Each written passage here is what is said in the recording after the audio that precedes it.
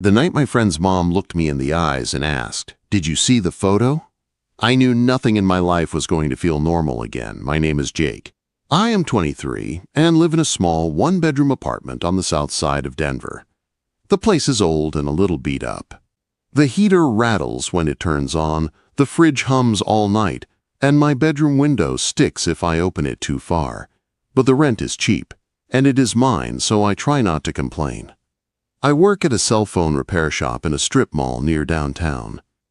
Most of my days are cracked screens, dead batteries, and people who swear they did nothing before their phone just stopped working. It is not a dream job, but it pays for groceries, gas, and the faded couch in my living room. My life is simple. I wake up, grab a coffee from the drive-thru on the corner, head to work, come home, eat something quick, and then zone out with video games or Netflix. I have friends, but I really only hang out with one of them now. Ryan. He has been my best friend since middle school, back when we still traded baseball cards and rode bikes everywhere. He is 24, works as a delivery driver, and lives with his mom in a quiet neighborhood on the edge of the city. Ryan's mom is Claire. I have known her for over 10 years. When we were kids, she was the one who drove us to school games and let us stay up late on weekends. She used to bring us snacks when we were glued to the TV playing multiplayer games. She is 42 now, I think. She works from home as an online fitness coach and sometimes posts workout videos. She has light brown hair, green eyes, and this calm way of talking that makes you feel like she is actually listening when you speak. Growing up, I always just thought of her as Ryan's mom. Safe, kind, off limits. That Saturday started out like any other. It was early fall, one of those clear days when the air feels sharp but the sun is still warm. Ryan came over after his shift with a box of pizza and a pack of energy drinks. We ate on the couch, yelling at the game on my TV and talking trash like we always do. The living room was a mess, with open boxes, empty cans, and controllers tangled in their own cords. Around 10, Ryan's phone buzzed a few times.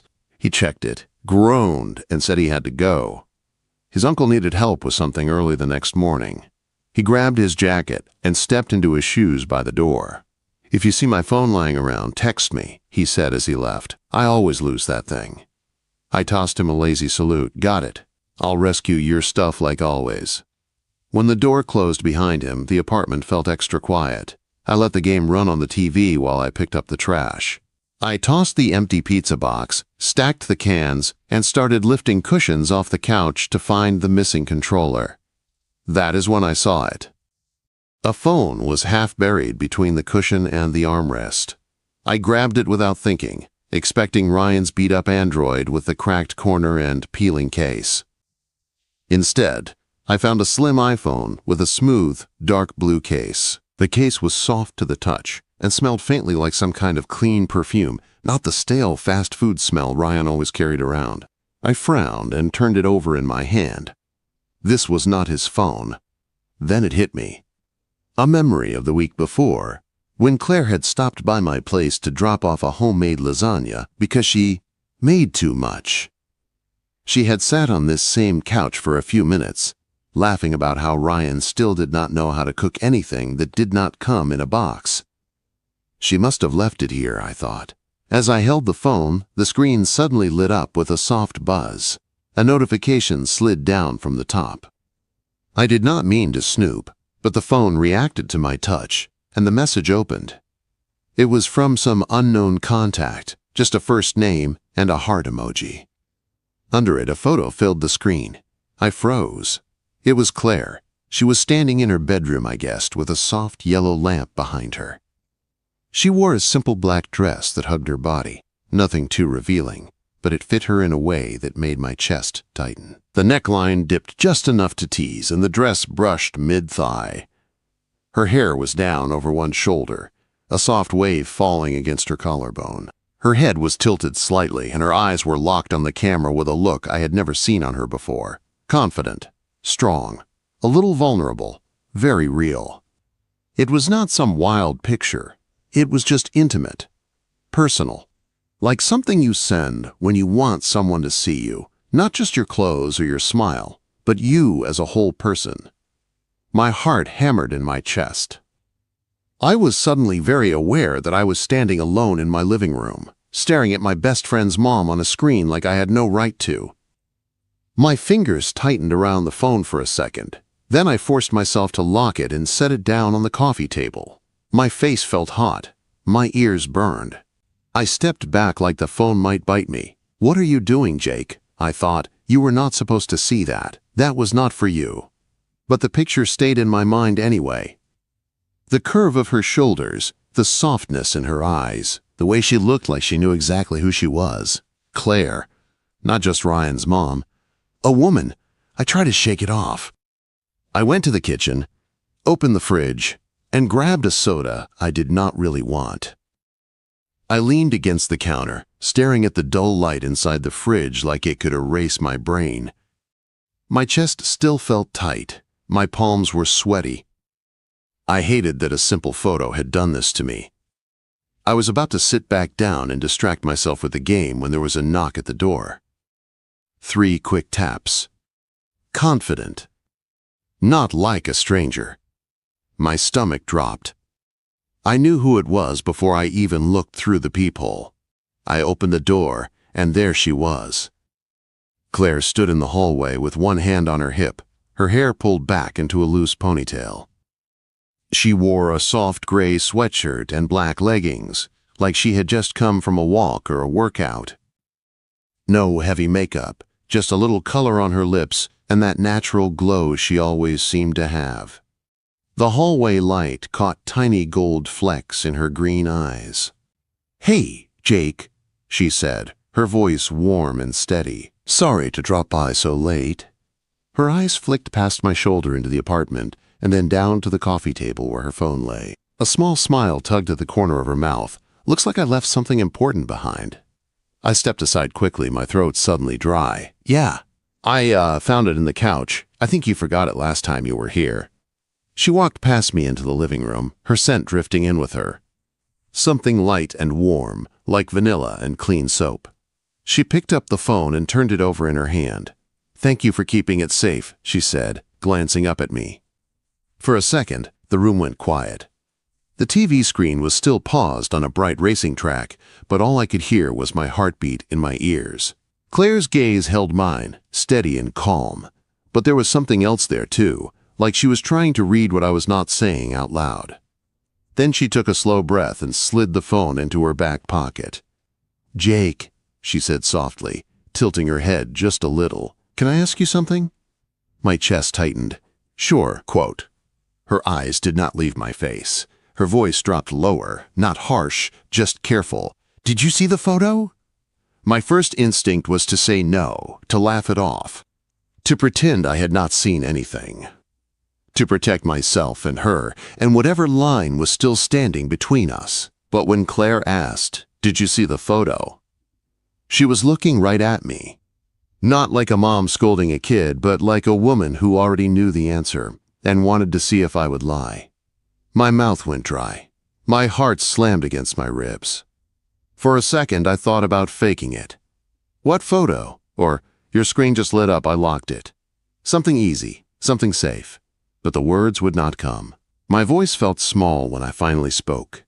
"Yeah," I said. "It popped up when the screen turned on. I didn't mean to, but yeah, I saw it." Claire did not look away. Her face did not twist with anger or embarrassment. Instead, something softer passed through her eyes, like she was relieved. I was being honest. She let out a quiet breath. "Thank you," she said. That was not the response I expected. I blinked. "For what?" Quote. "For not pretending," she replied. "For not lying to me." She stepped farther into the living room and sat on the edge of my couch, right where Ryan had been earlier. I stayed standing for a second, awkward, hands half in my pockets, half out. She patted the cushion beside her. "Sit, Jake. I promise I'm not here to chew you out." I sat down, leaving a little space between us, but it still felt way too close. I could feel the warmth of her body, could smell that soft vanilla scent on her skin. The TV screen cast a faint glow over the room. Claire looked at the coffee table, then at me. "What did you think when you saw it?" Quote. No idea would have been a lie. Nothing would have been even worse. My fingers twisted together. I stared at a loose thread on my jeans. "I thought you looked good," I said, my voice low, like you were really confident, like you knew who you were. There. Simple. True. She was quiet for a long moment. When I finally looked up, she was watching me with an unreadable expression, not mocking, not shocked, just thoughtful. "Most people," she said slowly, "would have just said, 'Sorry,' and never looked at me again." "I am sorry," I said quickly. "I really didn't mean to see it. It just appeared." "I know," she said. "I believe you." She reached into her pocket, pulled out the phone, and turned it in her hand. "I took that photo a few months ago," she said, her voice softer now. "I never posted it anywhere, never sent it to anyone." She gave a short, almost shy laugh. I took it for me, to remind myself I'm still a woman, not just a mom. Those last words hung in the air. I had known Claire for years. I knew the story in pieces. Ryan's dad left when Ryan was a kid. Claire worked 2 jobs for a while, then built her online coaching thing from scratch. She was the strong one, the responsible one, the steady one. It never really hit me that she might feel like she got lost in all of that. "I get that," I said quietly. "At least, I think I do." She turned toward me a little. "You do?" I shrugged, feeling my cheeks heat. I mean, not the mom part, but the being more than what people think you are part. Everyone sees me as the kid who fixes phones, the guy who plays games with their son. No one really stops to wonder if I'm anything else. Claire's gaze stayed on me. "And are you?" The question caught me off guard. No one had asked me that before. Not like that. "I'd like to be," I said after a second. "I'd like to do something that matters. Be someone who matters." "You do," she said, and she did not say it in a fake, polite way. She said it like she meant every word. "You show up. You work hard. You're kind. That matters more than you think." My chest tightened at that. It was such a simple thing to say, but it hit deeper than I expected. She looked down at her phone again, then back up. "Did it make you uncomfortable?" she asked. "Seeing me like that?" I swallowed. "A little," I admitted. "Not because of you, just because you're Ryan's mom, and I wasn't supposed to see it. But also—" She waited. "Also what?"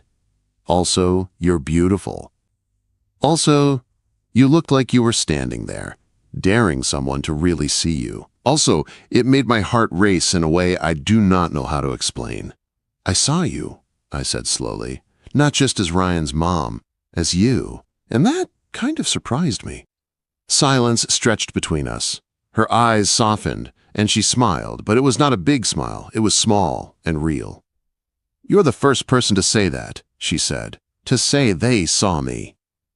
The room felt too small. The air felt thick. I did not know what to do with my hands, my eyes, any of it, so I just sat there, breathing, feeling my pulse in my throat. Claire glanced at the window. "It's getting late. I should go." She stood up, slipping her phone back into her pocket. Then she paused and turned back to me. "Jake?" "Yeah?" "Ryan is going out of town next weekend," she said. "He's going to visit his dad for a couple of days." She studied my face for a reaction. "Would you like to come over for dinner one night? Just you and me, to talk. Not about Ryan, not about phones, just us." My brain short-circuited for a second. My first thought was Ryan. My second thought was every line I had been taught not to cross. My third was the way it felt when she said she saw me. "Are you sure?" I asked, my voice rough. "I mean, I don't want to make anything weird." She gave a soft laugh. "Things are already a little weird, don't you think?" Quote. I could not argue with that, she went on. "I'm sure." I wouldn't ask if I wasn't.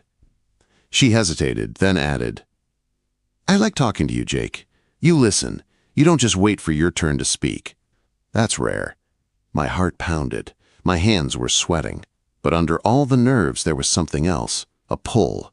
A quiet yes that started somewhere deep and worked its way up. "Okay," I said. "Yeah, I'll come."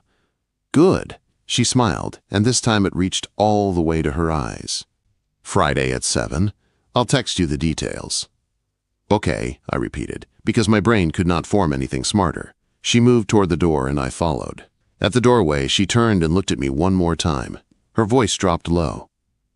"For what it's worth," she said, "I'm not upset you saw that photo. I'm glad it was you and not someone who would have made a joke about it." Quote, "I would never," I said, the words leaving my mouth before I could think, "I'd never treat you like that." "I know," she said. Then, without thinking too much, she reached out and let her fingers brush my forearm. It was a small touch, light, but it felt like a spark ran up my skin. "Good night, Jake." "Good night," I managed. The door closed behind her with a soft click. I stood there in the quiet, staring at the empty space she had just been in. My heart was still racing. My thoughts were a mess. I knew what I should feel: guilty, confused, worried. Instead, all I could feel was that something had shifted. She was not just my best friend's mom anymore, and Friday at 7 was suddenly the only thing in my future that mattered. The days leading up to Friday felt like someone had hit slow motion on my life and turned up the volume on my thoughts. At work, I kept dropping screws and misplacing tiny phone parts because my head was somewhere else. Customers would be talking to me about storage plans or broken chargers, and I would nod and say the right words, but in my mind, I was back in my living room, sitting on that couch with Claire, hearing her say she was glad it was me who saw the photo. I told no one. Not my coworkers, not my roommate from my old place over text, especially not Ryan. When he messaged me about some football game, I answered like everything was normal. When he asked if I could cover his shift on Saturday if he switched with someone, I said sure. I acted like my heart did not speed up every time my phone buzzed. Claire texted me on Wednesday. Her, "Friday is still good for you." Me, "Yeah, still good." Her, "Any food allergies or drama I should know about?" Me, "None. I eat almost anything." Her, "Good. That makes my life easier." I stared at that last message for a long time. I started wondering what she would wear, what we would talk about, if I would say something stupid and ruin the whole night. I also wondered what I was doing. She was my best friend's mom. This was just dinner. Just talking. That was all. But deep down, I knew it was not really just that. Friday came faster than I expected. My stomach was tight all day. I tried to focus on tasks at the shop. I cleaned my tools twice. I took apart and reassembled the same old demo phone just to keep my hands busy. When my boss told me I could leave a little early, I almost said no because I did not know what to do with extra time. Back at my apartment, I showered, changed clothes, then changed again. I ended up in dark jeans and a clean black t-shirt with a casual jacket. Simple, not trying too hard, but not lazy either. I checked myself in the mirror and shook my head. "You are overthinking this," I muttered. Still, I grabbed my keys and left 10 minutes earlier than I needed to. Her neighborhood looked different now. I had been there hundreds of times with Ryan, riding shotgun in his car, walking up the path with a backpack and an energy drink in hand. This time, the houses felt quieter. The sky was a deep blue, the streetlights just starting to turn on. Warm lamps glowed in front windows. It felt like the whole block was watching me park my car. I sat there for a moment, hands on the steering wheel, breathing. Then, I stepped out and walked up to her porch. Before I could knock, the door opened. Claire stood there in the doorway, and for a second I forgot how to speak. She wore a simple dark green dress that fell just above her knees. It had short sleeves and a soft neckline. Nothing flashy, but on her it looked perfect. Her hair was down, brushed smooth over her shoulders.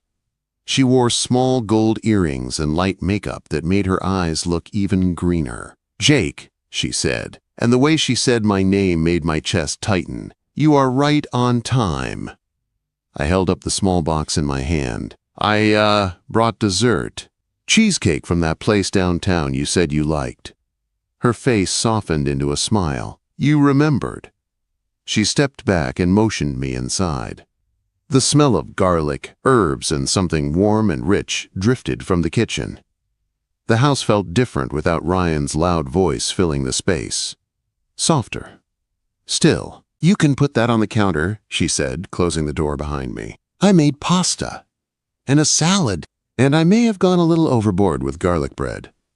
That sounds amazing, I said. We moved into the kitchen, and for a while, things felt almost normal.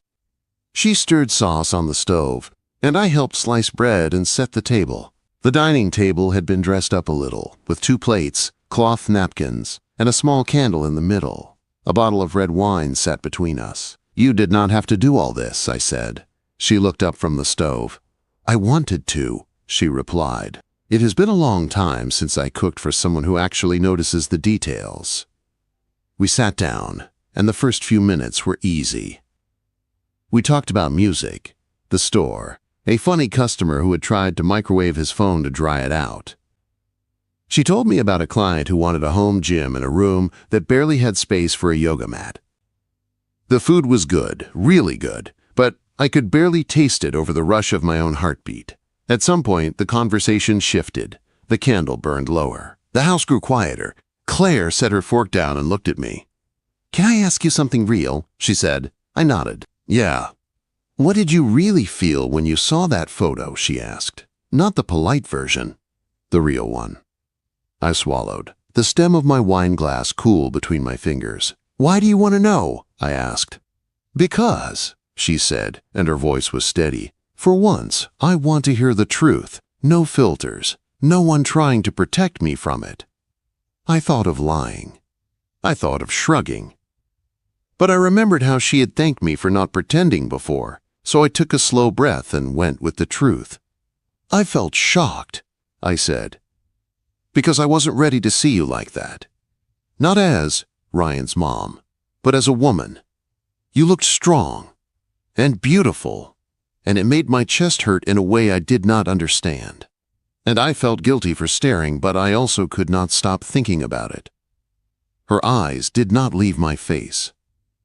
The faintest smile touched her lips, but her eyes were shiny, like I had said something that hit a nerve. "Thank you," she said again softly. "I do not get to hear that very often." "You should," I murmured.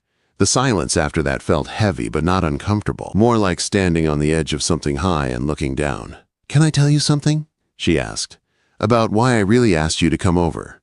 "Yeah," I said. My heart pounded harder. She looked down at her hands for a moment, then back up at me. "I have spent most of my adult life taking care of everyone else. Ryan, my clients, my family. After his dad left, I told myself I had to be perfect, strong, put together. No mistakes, no feelings that might get in the way." She paused, her fingers tracing the stem of her wine glass. I forgot what it felt like to have someone see me as more than the responsible one, more than the safe one. "The day I came to get my phone, you looked at me like you saw more than what I show the world, and that scared me, but it also made me feel alive." My breath caught. "Claire," I said carefully, "I do see you. I see how hard you work, how much you give, and I see that you are more than just a mom or a coach. You are someone who deserves to feel chosen." The words slipped out before I could grab it back. Her lips parted just a little. The candlelight flickered between us. "Do you know how long it has been since someone made me feel that way?" she asked, her voice barely above a whisper. I shook my head. "Years," she said. "Longer than I want to admit." She stood up slowly and walked around the table, stopping beside my chair. My pulse was so loud I could feel it in my neck. She reached out and lightly touched my shoulder. "Stand up," she said quietly. I did. We were close now, close enough that I could see the tiny freckles on her cheeks, the faint line between her brows when she was thinking. She looked up at me, her eyes searching mine like she was checking for any sign of doubt. "You are younger than me," she said. "You are my son's best friend. I know every reason this is messy. I know the lines people say we should not cross." "I know," I said. "I have thought about all of that too." "Then why are you here?" she asked. I swallowed, my throat tight, because when I am around you, I feel like I am more than the guy who fixes phones. Because you make me want to be braver, because I cannot stop thinking about you, and because this feels like the first real thing in my life in a long time. Her eyes shone now, not with tears exactly, but with something deep and bright. "Jake," she whispered, Do you understand what it would mean if we keep going down this road? I held her gaze. My hands were shaking, but my voice came out clear. I do, I said, but I also know I do not want to walk away. For a heartbeat, we just stood there, breathing the same air, the candle flickering beside us. Her hand slid slowly from my shoulder down to my forearm, her fingers curling just lightly around my wrist. The touch was gentle, but it felt like a promise and a question all at once. Then, just as the room seemed to tilt closer, her phone buzzed loudly on the table, slicing through the moment like a sharp line. She froze. Her fingers tightened on my arm. We both looked at the phone screen, lighting up with a name we knew all too well, Ryan. For a second, neither of us moved. Ryan's name glowed bright on the screen, buzzing again against the wood of the table. The sound felt loud in the small dining room, like someone had opened a door we thought was locked. Claire let go of my arm and stepped back, the warmth of her touch leaving my skin. Her face changed, not cold, but guarded, like she had pulled an invisible curtain between us. I should take this, she said, her voice low. Yeah, I answered, my throat tight. Of course. She picked up the phone and turned away slightly, like she needed that angle to catch her balance. I watched her press answer and bring the phone to her ear. Hey, honey, she said, her voice shifting into the soft, steady tone I had heard 100 times when she talked to Ryan. Everything okay? I could hear his voice on the other end, but not the words, just the rhythm. Claire listened, nodding a little, her fingers wrapping around the back of a chair. She laughed once, a short, easy sound. The sound still hit me, even if it was not for me. Of course I fed the dog, she said. You know I take better care of him than you do. I stayed where I was, standing by my chair, hands loose at my sides, heart thudding. I suddenly felt like I was floating outside my own body, watching some scene I was not sure how to stand in anymore. She glanced at me once over her shoulder while Ryan was talking. Her eyes met mine, and there was something there. Conflict, care, fear, and something else I did not dare name. Yeah, she said into the phone. Jake dropped your game off earlier. Yeah, he's here. We were just eating. No, you do not need to say thank you again. He knows. My chest tightened. I could hear Ryan's tone light and joking. He had no idea what was happening here, what almost happened. To him, I was still just his best friend hanging out in the house he grew up in. Okay, Claire said, her voice softening. Get some sleep. Tell your dad I said hello. There was a pause, then she added, I love you, Ryan. I looked away, suddenly feeling like I had stepped into something bigger than just my own feelings. This was her son. My friend, the person who had been there for me since I was a kid. Drive safe when you come back, she finished, then ended the call. For a moment, the only sound was the faint buzz of the fridge and the soft flicker of the candle. Claire set the phone down very carefully, like it was made of glass. She stayed there, her fingers resting on it, her shoulders rising and falling with a slow breath. When she turned back to me, her expression was open, but there was a new weight in her eyes. That was your exit ramp, I said quietly, before I could stop myself. She frowned a little. What do you mean? You could tell me to leave, I said. You could say this was a mistake, that we crossed a line. You could go back to being just Ryan's mom, and I could go back to being just his friend. The words hurt as they came out, but they were honest. She studied me for a long moment, like she was looking past what I said and trying to see the fear under it. Is that what you want? She asked. No, I said, without even thinking. But it might be what makes the most sense. Quote.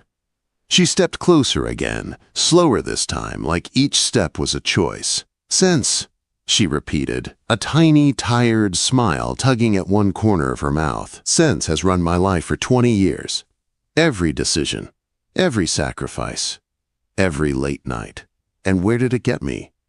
She spread her hands slightly like she was showing me the empty air.